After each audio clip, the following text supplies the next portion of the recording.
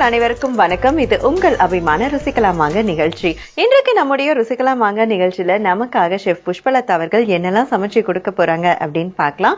வணக்கம் மேம். வணக்கம். எப்படி இருக்கீங்க மேம்? ரொம்ப நல்லா இருக்கேன் மேம். இன்னைக்கு என்ன சமைக்க போறீங்க? வழக்கம் போல கிராமத்து சமையல். அது நீங்க வந்தாலே எங்களுக்கு தெரிஞ்சிடும். ஃபர்ஸ்ட் என்ன மேம் செய்ய போறீங்க? முதல்ல பணியாரம் செய்யலாம். மக்காச்சோள பணியாரம். மக்காச்சோளம்ங்கிறது கார்ன். நம்ம இப்போ ஸ்வீட் கார்ன்னு சொல்றோம். முந்தியெல்லாம் அது இவ்வளவு ஸ்வீட்டா இல்லாம கொஞ்சம் அந்த ஸ்வீட்டே இல்லாம இருந்தது. அந்த கார்ன் வச்சுதான் கிராமத்துல பண்ணுவாங்க. அந்த மக்காச்சோளம், அதுதான் மக்காச்சோளம்னு சொல்லுவோம்.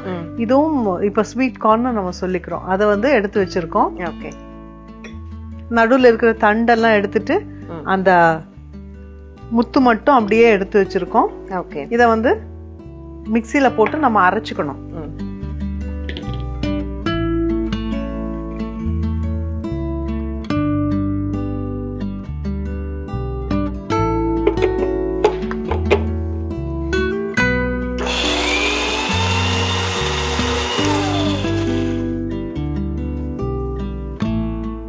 இது போட்டீங்கன்னா உடனே அந்த நல்ல ஃப்ரெஷ்ஷா புதுசா இருக்கிற கார்ன் நல்ல சீக்கிரமா அரைஞ்சிடும்.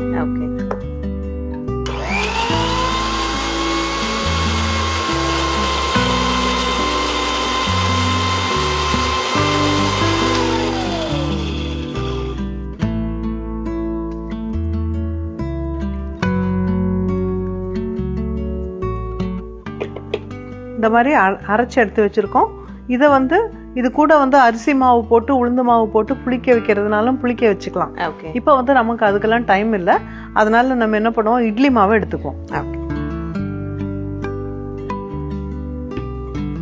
இட்லி மாவை எடுத்துட்டு இந்த அரைச்ச மக்காச்சோளத்தை போட்டுக்கலாம். இது 3/4 பங்கு மக்காச்சோளமும் 1/4 பங்கு இட்லி மாவும் கூட எடுத்துக்கலாம். இல்லைன்னா பாதிக்கு பாதியும் எடுத்துக்கலாம். இப்ப நம்ம கொஞ்சமா எடுத்திருக்கோம். இதுல எடுத்துட்டோம். இதுக்கு தாளிச்சு கொட்ட வேண்டியதுதான், பணியாரத்துல ஊத்த வேண்டியதுதான். சூப்பர்.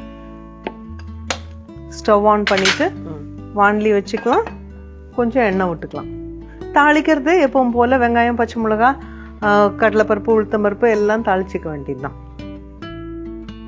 ஏன்னா இப்போ குழந்தைங்களுக்கு அந்த ஸ்வீட் கார்னுங்கிற அந்த ஐட்டம் நல்ல ரொம்ப பிடிக்குது. அதோட வாசனை பணியாரத்துல வரும்போது சாப்பிட்டுப்பாங்க ஈஸியா. கொஞ்சமா எண்ணெய் விட்டுட்டு அதுல கடுகு,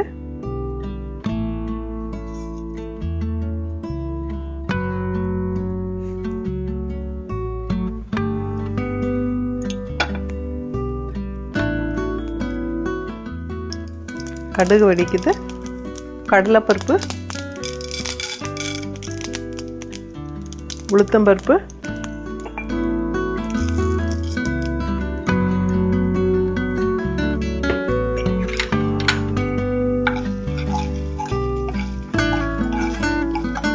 வெங்காயம்,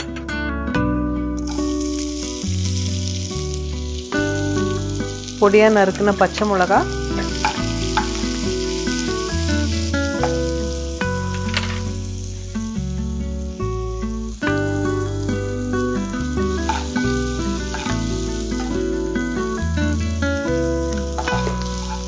கொஞ்சோண்டு சீரகம்,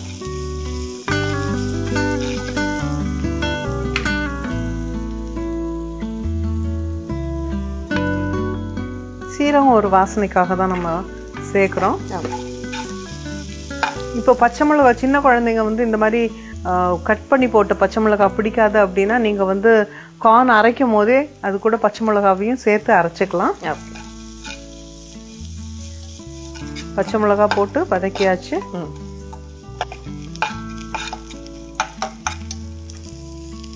இது வதக்கிட்டோம். இதை இறக்கி வச்சுட்டு நம்ம பணியார கல் வச்சுக்கலாம்.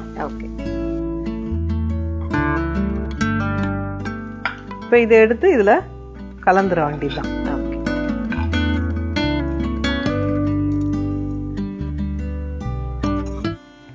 இதை கலந்துக்கலாம். கொஞ்சம் தண்ணி,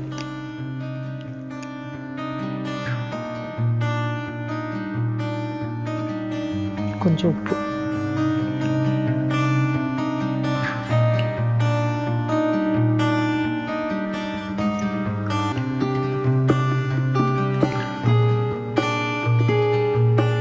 கலந்து வச்சுட்டோம். ஒவ்வொரு குழியிலையும் கொஞ்சமா எண்ணெய் விட்டுட்டு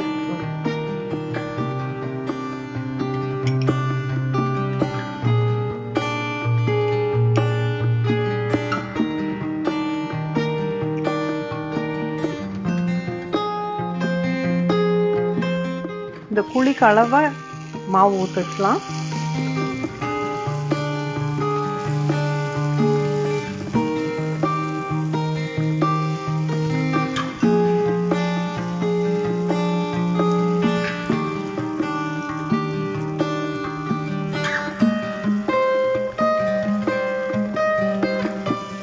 இது வந்து தோசை ஊத்தி கொடுக்குற அதே டைம் தான் நமக்கு ஆகும்.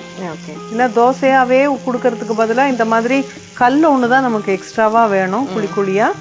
இதே கல்லுல வந்து நம்ம வந்து முட்டையை உடைச்சு ஊத்தி அதுக்கு ஆம்லெட்டா நம்ம ரவுண்டா போட்டு கொடுக்கறதுக்கு பதிலா அந்த ஆம்லெட்டுக்கு மிக்ஸ் பண்ணதை இந்த மாதிரி குழி பணியாரத்துல ஊத்தி கொடுத்தோம்னா அந்த ஷேப்பும் நல்லா இருக்கும், குழந்தைங்களும் கொஞ்சம் இன்ட்ரெஸ்டா சாப்பிட்டுடுவாங்க. இப்ப பாத்தீங்கன்னா இவ்வளவுதான் பணியாரம் ரெடி ஆயிடும்.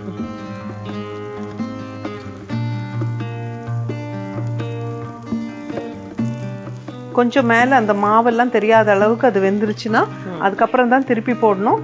அதுக்கு முன்னாடி திருப்பி போட்டோம்னா அது அந்த ஷேப் வந்து போயிடும். நல்ல எண்ணெயில சுட்டு சாப்பிடுற பலகாரம் எல்லாம் தான் குழந்தைங்களுக்கு ரொம்ப பிடிக்கும்னு சொல்லுவோம். ஆனா இதுல வந்து ஏறக்குறைய எண்ணெயில சுட்ட பலகாரம் மாதிரி தான் இருக்கும். ஆனா அதை விட கொஞ்சம் கிறிஸ்பினஸ் மட்டும் கம்மியா இருக்கும். நீங்க அதை வீட்டுல செய்யும் போது எதோட காம்போவா சாப்பிடுவீங்கம்மா? இது தேங்காய் சட்னி, வெங்காய சட்னி, அப்புறம் ஒண்ணும் இல்லையா சாஸ் ஊத்தி சாப்பிடுவோம். நல்லா வெந்துருச்சுன்னா இப்படி நகத்தினாலே வந்துடும். அப்புறம் நம்ம திருப்பி விட்டுக்கலாம்.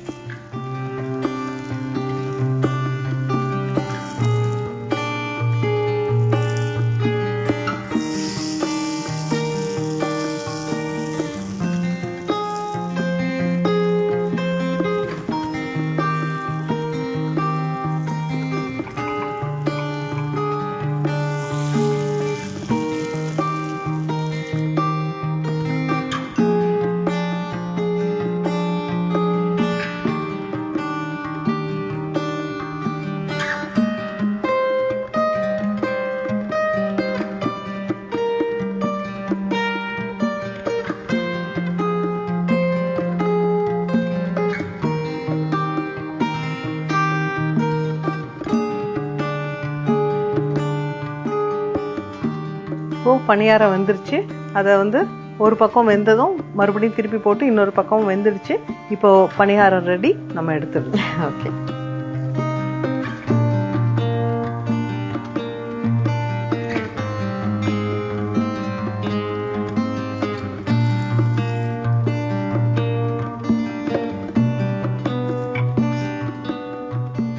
மக்காச்சோள பணியாரம் ரெடி ஆயிடுச்சு. Thank you ma'am. ஸோ நமக்காக நல்ல ஆரோக்கியமான மக்காச்சோள பணியாரம் மேம் செஞ்சு கொடுத்துருக்காங்க. இப்போ இதனுடைய சுவை எப்படி இருக்குன்னு பார்க்கலாம்.